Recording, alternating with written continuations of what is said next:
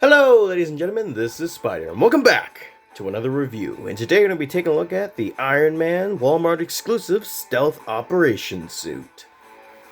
And to start things off, we're going to take a look at the packaging, so let's get on to that. Move him out of the way. Alrighty, so here we have the packaging. Got a nice picture of Iron Man there. You got Iron Man written out there, which looks quite nice. I also kind of like how the ends come off of the box. Just, I don't know, it's a neat detail that I like. Anywho, you got the plastic bubble that the figure was in. You got a picture of Iron Man. You got Iron Man Stealth Operation suit. You got SO, which I think stands for Stealth Operations, if I had to guess. You got the back of the box with a picture of the figure, stuff the figure can do, other figures you can get, some words, and you got a couple bios here if you want to pause and read up about that. You got the side of the box. You got the other side of the box, you got the bottom of the box with the barcode, and that's pretty much it. Oh, one more thing about the box is that I want to talk about is that the inside of the box, which looks like this, has like some cool designs. Like it almost looks like the inside of the Iron Man armor. So that's a really cool detail that they didn't have to do, but they did. I miss when toys were clever about their packages and stuff. Anyways, onto the figure. Alrighty, so here we have the Stealth Operations suit, or as I like to call it, War Machine. Because it's clearly War Machine. I mean, it's got all the weapons of War Machine, it's black and silver like War Machine. Heck, even the box says it's piloted by James Rhodes, who pilots War Machine. So yeah, I have no idea why they try to call it anything else, and everyone I see talk about this figure also has no idea why they didn't just call it War Machine. So if you happen to know, put it in the comments, because I'm confused. I got nothing. Anyways, so we got the figure is released back in 2008 and is based on the first Iron Man movie design. So if you ever wondered what War Machine would have looked like if he appeared in the first movie, now you know. So we'll start off with the articulation, but I'm going to remove all the weapons first because they're just going to get in the way. Okay, now we got War Machine all unarmed. We can get into the articulation. So the head is on a ball joint, can look around, can look up a little bit, but not really, can barely look down. Does get some side-to-side wiggle, but yeah, the head's pretty limited, unfortunately. The arm can go about that far up. It can go further, but if you do that, then the shoulder pads pop off, which is a recurring issue with this entire toy line, which kind of sucks. But anyways, the arm can go that far out, can go all the way around. It's got a bicep rotation. It's kind of hard to show up because this thing wants to see that one popped off. This wants to rotate too, but yeah, bicep rotation, has a very nice double bend at the elbow, and we got hand articulation this time around. Yeah, so the hand can go in and out. I can't go too far up because this little armor pad on the hand kind of blocks it from going too far, so that kind of sucks. But it can rotate all the way around, so that's nice. We also got some torso articulation this time around, so that's cool. You got a nice crunch and arc, so that's nice. You can also, also kind of works as a waist swivel, sort of. Can't really go side to side at all, unfortunately. The legs are the same as before, so that same weird awkward joint where you can make a kick like that, and make it kick backwards like that. So yeah, and I'm going to show the knee joint on this leg instead of this one because this leg is a little warped and not great. Anywho, so it's got a double bend at the knee, which is very, very nice. Foot can go forward and back, and it can rotate, but the leg armor kind of gets in the way. So overall, articulation wise, it's not too bad. It's even better than the last figure because this one's got some hand and waist torso articulation, which is pretty good. Alrighty, now onto, whoa, that was really bright, onto the details. So, got a design somewhat similar to the last one, but this one obviously is in silver and black, and it looks quite nice. You get some little rivet marks in the helmet. You get some blue eyes, which for some reason are not coming off well on the camera. Like the arc reactor is coming off just fine, but the eyes look really, really dull. I don't know what's going on with that. Yeah, I don't know. For some reason the eyes just don't want to show up, but they are a nice blue. They got a little white there to try and make it look like they're glowing. You got the classic Iron Man movie faceplate, which looks quite nice. You got the chest, all the nice designs. You got little thrusters on the bottom of the boots. You got the hands, which you got an open hand and a pointing hand. For some reason, I don't know why you would want a pointing hand on an Iron Man figure. Don't know why it's just not just a fist, but whatever. You got the repulsor blasts in the palms of the hands, so that's very nice. You got the back of the figure, which is quite similar to the previous Iron Man figure, but also got some stuff here which you can attach some blasters, which we'll get into later. Oh, and talking about the details, I left the flipping shoulder pads off and bring those back and get those back on there. Jeez, almost forgot about them. Anyways, there you go. Looks a little better. And something interesting about the shoulder pads and the torso is, hopefully the camera can pick it up. Yeah, it's picking up a little bit. If you can see, it's got this kind of sparkle, like silver flecks all over it. Almost kind of glittery for some reason. I don't know. It's much more obvious on the shoulder pads. I say it's not really picking up on camera. So yeah, that's interesting. You know, it's kind of cool. So they didn't just leave it just plain black. They tried to, you know, give it a little more something. I don't know. But it's pretty cool. And that's how most of the figure is. It's pretty cool. I do quite like it.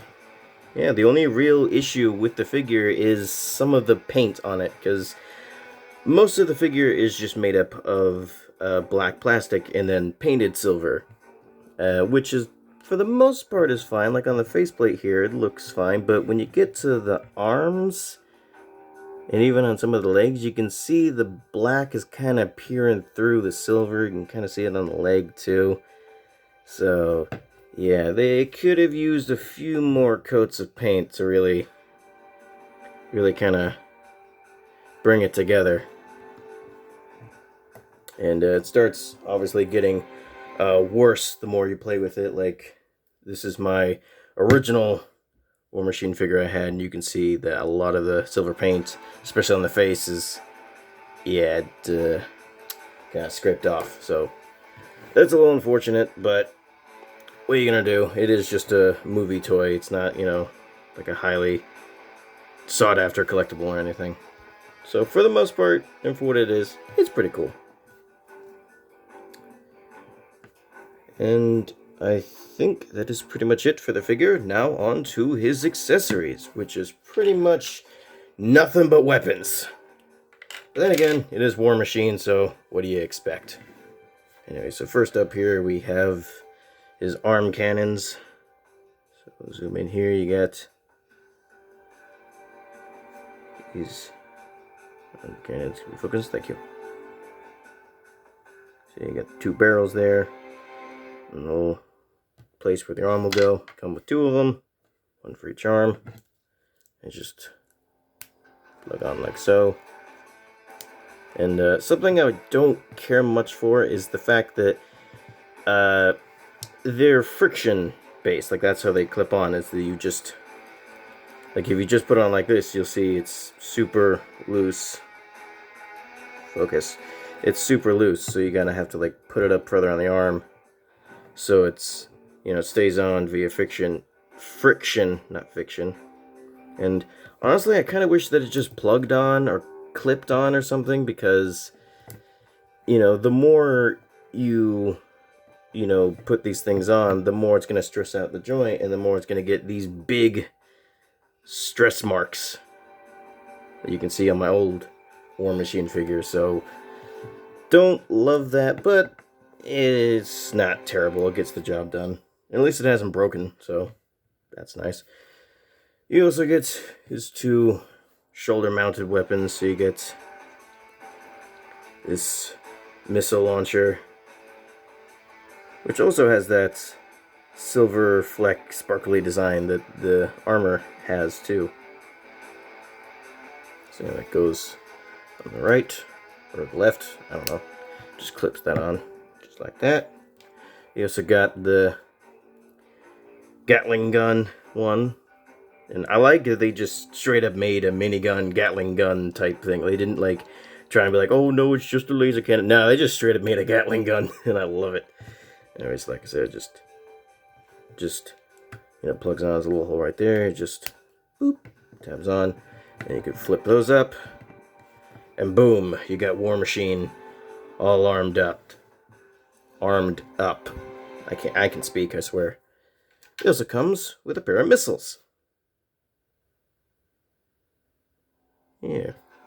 So, according to the box, blue missile goes with that one, the orange one goes with that one. So now, he's ready to shoot at some stuff. And speaking of shooting, let's take this thing, let's test out these missiles and take it down to the firing range. Alrighty, so here we got the firing range set up, and if you're new to this channel, basically the firing range is just where I take spring-loaded missiles and just shoot at a bunch of stuff and see how strong they are. So I took the cannons off of War Machine so it's a little easier to fire. We're going to see how it does. Hopefully I don't lose any missiles.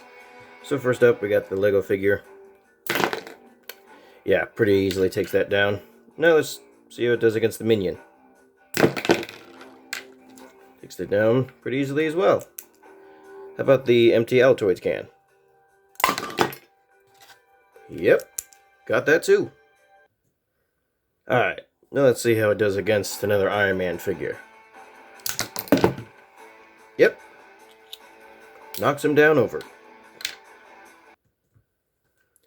Okay, so that ends today's segment of the firing range. And honestly, these missiles are pretty dang good. However, I don't know how long they're going to do against the test of time, because I lost the original missile launchers for my old War Machine figure. Still got the missiles, though. Yeah. Usually the missiles are the first thing to go on a figure when you lose something.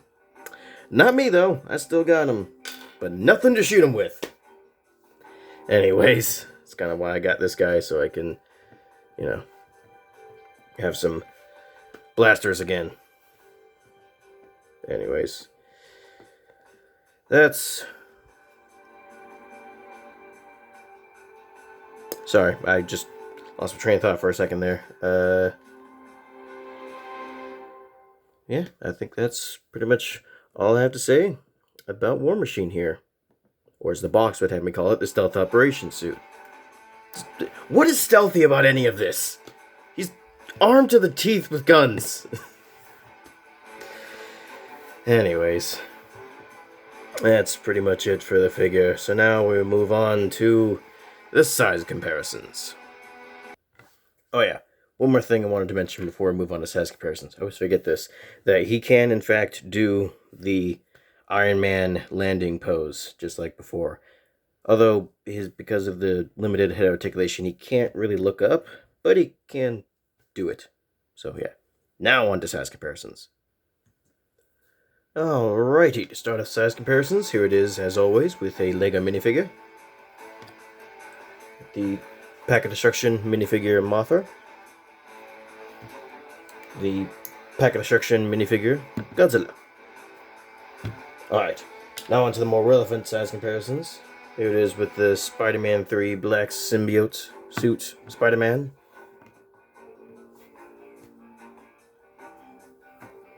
And here he is with the previous review, the Iron Man prototype snap-on armor. Oops, come on, stand up now. They do look quite nice together. And what the heck, here he is with himself. Just because. Alright, with that done, now it is measuring time. Alrighty, so we'll get him in here. Get the measuring tape there. Focus in there. You can see he is a little over 6 inches tall, and over 7 inches if you count the cannons, which I don't know why you would. So yeah, pretty decent sized figure. Got to say. I don't know what I've got to say, but I've got to say it. So yeah, that is it for the figure here. And he is quite nice. I do quite like him. He's a pretty dang fun War Machine toy.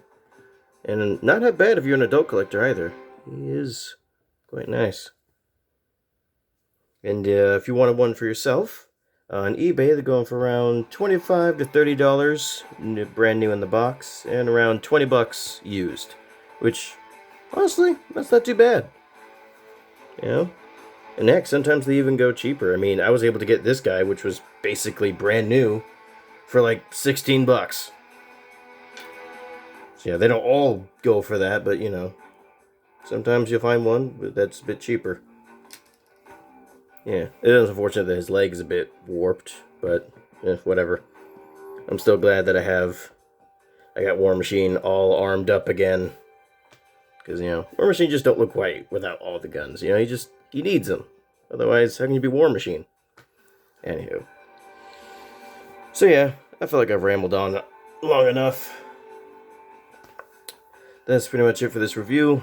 Hope you all enjoyed. See you later. Sayonara. Bye.